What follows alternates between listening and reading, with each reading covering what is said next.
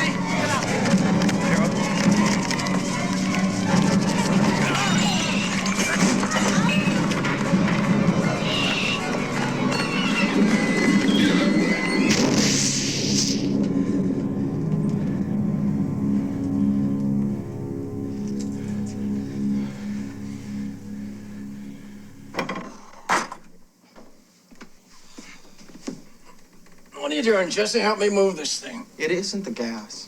Don't tell me it's not the gas. Your mother thought she smelled gas. Well, Ken, I thought I did. I wasn't All right, sure. then what is it? Any bird rabies? It's that cheap seed you've been buying. Oh, please, Ken, No, really? it could be. It got to be a rational explanation. I mean, animals just don't explode into flames for no reason, do they? That's right. All right. Well, it's sure not a leaky gas pipe. Oh, You all right? oh, it's all right. You set this whole thing up, didn't you?